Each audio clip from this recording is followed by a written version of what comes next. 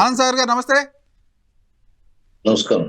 ఏంటి సిద్ధం సభ పైన మీ ఫస్ట్ రియాక్షన్ ఏంటి? ఏమనిపించింది సభ, జనాలు, ఆ హడావుడి అంతా చూసిన తర్వాత? అందరికీ నమస్కారం అండి, మీకు ప్యానల్ ఉన్న పెద్దలకి నమస్తే. జగన్మోహన్ రెడ్డి గారికి ఎప్పుడు ఎన్నికలకు సిద్ధంగా ఉంటాడు. ఆయనకి ఎన్నికలు కావాలి, అధికారం కావాలి. 5 ఏళ్ళు దేనికి సిద్ధంగా లేడు. 5 ఏళ్ళు ప్యాలెస్ లోనే ఉన్నాడు ఆయన. ప్రజలకి వరదలు వచ్చినా, ప్రకృతి వైపరీత్యాలు వచ్చినా, ఏ విపత్తులు వచ్చినా, దళితుల మీద దాడులు జరిగినా, బీసీ కార్పొరేషన్ లో డబ్బులు లేకపోయినా, ఎస్సీ కార్పొరేషన్ లో డబ్బులు లేకపోయినా, ఆ సాంఘిక అసమానతలు చెలరేగిపోయినా, దోపిడీ జరుగుతున్నా, దౌర్జన్యాలు జరుగుతున్నా, అసలు ఎప్పుడు ఆయన సిద్ధం అనే మాట వాడలేదు, సభ పెట్టలేదు, వాటిని ఖండించలేదు ఈ రోజు వరకు. రాష్ట్రంలో జరుగుతున్నటువంటి పరిపాలనా వైఫల్యం గురించి ఈ ముఖ్యమంత్రి ఏనాడు మాట్లాడలేదు. సంక్షేమం గురించి మాట్లాడతాడు. చేతులు కాళ్ళు కట్టేసి నేను అన్నం పెడతాను, మీరు బతకండి అంటే ఎవడు బతుకుతాడు? ఉపాధి కావాలి, ఉద్యోగం కావాలి, బతుకు తెరువు కావాలి, కష్టపడే మార్గం కావాలి, సంపాదించుకునే విధానం కావాలి. సంపాదించుకోవడానికి మార్గాలు ఏమున్నాయి? నిర్మాణ రంగం చతికిలు పడిపోయింది, ఉద్యోగాలు రావు. గవర్నమెంట్ ఇవ్వాల్సినటువంటి బ్యాక్లాగ్, దళితులకు ఇవ్వాల్సిన 1,00,000 బ్యాక్లాగ్ ఉద్యోగాలు ఇవ్వరు, దళితులకు ఇవ్వాల్సినటువంటి 50,000 బ్యాక్లాగ్ ప్రమోషన్లు ఇవ్వరు. ఏమున్నాయి? బీసీ కార్పొరేషన్లు 59 కార్పొరేషన్లు పెడితే 59 పైసలు లేవు, అక్కడ 56 కార్పొరేషన్లు పెట్టారు, 56 పైసలు లేవు. ఎస్సీ కార్పొరేషన్ 3 చేశారు, 3 కార్పొరేషన్లు 3 రూపాయలు లేవు.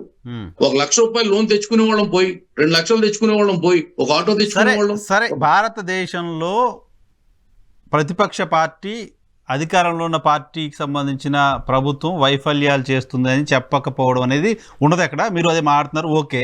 ఇప్పుడు నేను అడుగుతుంది అంటే పొలిటికల్గా ఆ సభ ఇంపాక్ట్ని ఏమైనా మీరు ప్రమాదంగా భావిస్తున్నారా? రాయలసీమలో జగన్మోహన్ రెడ్డి సర్కార్కు తీవ్రమైన వ్యతిరేకత ఉంది అని మీరు ఇన్ని రోజుల నుంచి ప్రచారం చేస్తూ ఉన్నారు. ఆ వ్యతిరేకత ఉన్నట్టు అనిపించిందా సభ చూసిన తర్వాత? మీకు ఒకటే చెప్తున్నాను సార్, ఆరిపోయే ముందు దీపం చాలా కాంతివంతంగా కనపడుతుంది. కాంతివంతంగా కనపడిందండి సభ, కనపడింది. ఓకే, మేము అదే చెప్తున్నాం. 52 నియోజకవర్గాలకి పెట్టినటువంటి సభ మేము పెట్టాం. వైజాగ్ లో లోకేష్ గారు యువగళం పాదయాత్ర సభ కేవలం వైజాగ్ ఆ జోన్ లోనే పెట్టాం. అది 3 జిల్లాలు. ఇప్పుడు సిద్ధం సభ సక్సెస్ అయిందనేది మీరు కూడా బిలీవ్ చేస్తున్నమాట? తప్పకుండా ఎన్నికల సభలు ఏ పార్టీలు పెట్టినా సక్సెస్ అవుతాయి. వాళ్ళ సభ, రాప్తాడు సభ సక్సెస్ అయ్యింది మేము ఒప్పుకుంటాం, నిర్ద్వందంగా ఒప్పుకుంటాం. మా సభలు అంతకంటే డబుల్ సక్సెస్ అవుతా ఉన్నాయి. అది చూసి భయపడి ఆయన బయట తిరుగుతున్నాడు. ఈవేళ 23 సీట్లతో ప్రజలు చీకొట్టారు. తెలుగుదేశం పార్టీ చచ్చిపోయింది, దానికి జవజీవాలు లేవు, ఇంకా అయిపోయింది. ఇక్కడ నేను 175 సీట్లు నావే అని చెప్పుకున్న ముఖ్యమంత్రి వేళ మళ్ళీ ప్రజల దగ్గరికి వెళ్ళి మీటింగులు పెట్టి ఓట్లు అడుక్కుని తెలుగుదేశం పార్టీ తిట్టి చంద్రబాబు నాయుడు డ్యామేజ్ చేసే పరిస్థితికి వచ్చాడంటే భయం పట్టింది గుండెలో. ఇక్కడ సభలో ముఖ్యమంత్రి మాట్లాడిన మాటల గురించి మాట్లాడదాం. సభలో ముఖ్యమంత్రి ప్రధానంగా చెప్తున్న మాట, 14 ఏళ్లు ముఖ్యమంత్రిగా చేసిన వ్యక్తి పేరు చెప్తే గుర్తొచ్చే పథకం ఏంటి అని. ఏమండి, ఏది పథకం గుర్తురాదు? ఈయనేం పెట్టాడు చూడండి. దామోదరం సంజయ్ గారు సంక్షేమానికి ఆద్యుడు. చంద్రబాబు, ఎన్టీ రామారావు గారు దాన్ని ఇంకా అద్భుతంగా ప్రజల్లోకి తీసుకొచ్చి నిజంగా ప్రజలకు సంక్షేమాన్ని అందించారు. దాన్ని ఆ తర్వాత వచ్చిన కాంగ్రెస్ ముఖ్యమంత్రులందరూ కంటిన్యూ చేశారు, రాజశేఖర రెడ్డి గారితో సహా. ఆ పథకాన్ని చంద్రబాబు నాయుడు గారు కంటిన్యూ చేశారు. కొత్త పథకాలు, విప్లవాత్మకమైనటువంటి పథకాలు, సంక్షేమ పథకాలు తీసుకొచ్చారు. ఒక్క దళితుల విషయంలోనే చూడండి, 27 రకాల సంక్షేమ పథకాలన్నీ ఈ ప్రభుత్వం రద్దు చేసింది. అమ్మఒడి ఒక్కటే అందరితో పాటు జనరలైజ్ చేయకుండా ఎన్టీ రామారావు గారు అంటే మాకు జనతా వస్త్రాలు, కిలో 2 రూపాయల బియ్యం, మద్యపాన నిషేధం గుర్తొస్తాయి. రాజశేఖర రెడ్డి గారు అంటే ఫీజు రియంబర్స్మెంట్, ఆరోగ్యశ్రీ పద్ధతి లాంటి పథకాలు గుర్తొస్తాయి. ఈరోజు జగన్మోహన్ రెడ్డి అంటే నవరత్నాలు గుర్తొస్తున్నాయి. చంద్రబాబు నాయుడు గారు అంటే ఏంటి? ఒకటి కాదండి. ఇప్పుడు 2,000 రూపాయలు పింఛన్ ఎవరిచ్చారు? చంద్రన్న బీమా ఎవరిచ్చారు? చెప్పండి. ఎక్స్టెన్షన్ కదా, 75 రూపాయలు పెన్షన్, 200 అయింది, 200. ఎన్టీ రామారావు గారు ఇన్నోవేషన్ ఏమండి స్టార్ట్ చేసిన పథకం, ఆయన పేరుతో ఆయన మొదలు పెట్టారు ఈ స్కీమ్ అనేది ఏంటి అంటున్నా. నేనంటే ముఖ్యమంత్రి అడుగుతున్న మాట అది. వినిపించలా?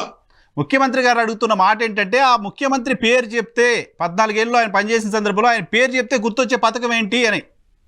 ఒకటి కాదండి. ఇప్పుడు ఈయనకి లాగా నవరత్నాలను 9 మేము బిరిగీసి పెట్టుకోలేదు. 100, 200 ఒకటి కాదు, ఈ రాష్ట్రాన్ని తీర్చిదిద్దిందే చంద్రబాబు నాయుడు గారు. ఇంతమంది కుర్రాళ్ళు ఈవేళ ఉద్యోగాలు చేసుకుంటున్నారు, కోట్లు లక్షలు సంపాదిస్తున్నారంటే that is credit goes to Chandrababu Naidu గారు.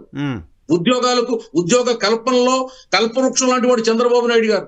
సంపద సృష్టించడంలో కామధేను లాంటి వాడు చంద్రబాబు నాయుడు గారు. ఈయన అసలు సంపద ఏం సృష్టించాడో చెప్పమనండి, సంక్షేమం ఎలా చేశాడో చెప్పమనండి. అప్పులు తెచ్చి సంక్షేమం, అప్పు చేసి పప్పు కూడా పెడతాడా? ఇదా సంక్షేమం? ఇదా సంపద? ఏది సంపద? ఏది రాష్ట్రానికి సంపద? ఏది?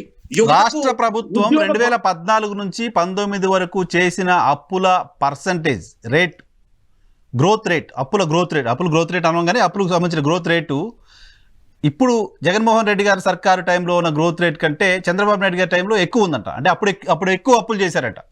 అదే చెప్తున్నాను మీకు. ఆయన ఏదైనా చెప్తాడు, అబద్ధాలు చెప్పడంలో దిట్ట. రాజధాని గ్రాఫిక్ అన్నాడు, ఆ రాజధానికి ఎలా పన్ను కట్టాడు, బకాయి కట్టాడు. ఎన్ని లక్షలు కట్టాడంటే 75 లక్షలు 65 లక్షల కోట్లు కట్టాడు, 65,000 కోట్లు ఎంతో కట్టాడు ఇవాళ దానికి. అది గ్రాఫిక్ అన్నాడు కదా, పింక్ డైమండ్ గ్రాఫిక్ అన్నాడు కదా, రాజధాని అమరావతి అన్నాడు కదా. ఏది ఇప్పుడు ఆయన చెప్పిన అబద్ధాలు ఒకటా రెండా? రాజధాని నిర్మాణం అన్నాడు, పోలవరం 2021 పూర్తి చేస్తానని చెప్పాడు. 3 రాజధానులు అన్నాడు, పోలవరం మూల పెట్టాడు. ఇరిగేషన్ ఉందా, వ్యవసాయం ఉందా, ఆర్థిక సంపద సృష్టించే ప్రక్రియ ఉందా, ఉద్యోగ కల్పన ఉందా? ఏముందండి? ఎస్సీ బీసీల మీద దాడులు, మైనార్టీల మీద దాడులు, శాంతి భద్రతలు లేవు, వ్యక్తి జీవితానికి భద్రత లేదు, మహిళ మానానికి రక్షణ లేదు. ఇన్ని రకాలుగా పరిపాలనా వైఫల్యంతో చేతగాక సంపద సృష్టించలేక రాష్ట్రాన్ని నడిపించలేక అప్పులు తెచ్చుకుని బీజేపీతో లేదా కేంద్రంతో ఏదో అతను తనకున్న తెలివితేటలతో నెట్టుకుంటూ వచ్చాడు. నవరత్నాల పథకాల్లో వాళ్ళు సైకలాజికల్ గా మీపై చేస్తున్న దాడి ఏంటంటే, వైఎస్ఆర్ కాంగ్రెస్ పార్టీ సైకలాజికల్ గా ముఖ్యమంత్రి కావచ్చు, వైసీపీ నాయకులు కావచ్చు చేస్తున్న దాడి ఏంటంటే 14 నుంచి 19 వరకు చేసిన పాలనని మళ్ళీ తీసుకొస్తాను అని చెప్పి ఎందుకు ఓట్లాడలేకపోతున్నారు? ఈయన బాలేదు దించేద్దాం కాకుండా 14 నుంచి 19 వరకు ఏ రకమైన అద్భుతమైన పాలన చేశానో అదే పాలన మళ్ళీ చేస్తాననే మాట తెలుగుదేశం పార్టీ ఎందుకు మాట్లాడట్లేదు అని మీరు ఒకటి తీసుకోవాలి, చరిత్ర తీసుకోవాలి. మీరు తెలుగుదేశం పార్టీ తనకంటే ముందున్న ప్రభుత్వం పెట్టినటువంటి పథకాలను ఎప్పుడు రద్దు చేయలేదు. వాటిని కంటిన్యూ చేస్తూ వినూత్నమైనటువంటి పథకాలను మళ్ళీ ప్రారంభిస్తూ ముందుకెళ్తా ఉంటుంది. ఈవేళ జగన్మోహన్ రెడ్డి మేలు చేసే పథకం ఏదన్నా పెట్టాడు అనేది ఉంటే కనుక దాన్ని తెలుగుదేశం పార్టీ ఖచ్చితంగా దాన్ని కొనసాగిస్తూ ఎక్స్ట్రాగా మళ్ళీ కొత్త పథకాలు తీసుకొస్తామని చెప్పి సూపర్ 6 పథకాలు మేము ప్రవేశపెట్టాం. ఈవేళ జగన్మోహన్ రెడ్డి గారి పథకాలే కాపీ కొట్టారంటున్నారు కదా ఆయన. మేమెందుకు కాపీ కొడతాం? మా పథకాలు ఆయన కాపీ కొట్టాడు. ఒక 1,000 రూపాయలు పింఛను పెంచడానికి 5 ఏళ్ళు పట్టింది. అమ్మఒడి ఈజ్ ఈక్వల్ టు తల్లికి వందనం అంట. ఏంటండి అమ్మఒడి ఈజ్ ఈక్వల్ టు తల్లికి వందనం అంట? వినపట్ల. అమ్మఒడి పేరుతో పిల్లల్ని స్కూల్ కు పంపిస్తున్న వాళ్ళకి 15,000 రూపాయలు ఎంతో 10,000 రూపాయలు 15,000 రూపాయలు ఇప్పుడు అక్కడ ఇస్తున్నారు కదా, దాన్ని పెంచి సేమ్ పేరు మార్చారు. అది కాపీ కొట్టడం కాకపోతే ఏంటి అనేది కదా. 15,000 ఇస్తానని 12,000 ఇస్తున్నారు. అందులో 3,000 కోసేస్తున్నారు. ఇంట్లో ఎంతమంది పిల్లలు ఉంటే అంతమందికి ఇస్తానని చెప్పి మాట మార్చారు, నాలుగు మడత పెట్టారు, ఎస్కేప్ అయ్యారు. కానీ మేము అట్లా చెప్పట్లా. ఏదైతే ఇంట్లో పిల్లలు చదువుకుంటున్నారో ఒకడైనా ఇద్దరైనా ముగ్గురైనా వాళ్ళందరికీ కూడా ఆ పథకం వర్తించేలాగా మేము హామీ ఇవ్వడం జరిగింది. ఎన్నికల మేనిఫెస్టో సూపర్ 6 లో చెప్పడం జరిగింది. మహిళలకు ఆర్టీసీలో ఉచిత ప్రయాణాన్ని ఇవ్వడం జరిగింది.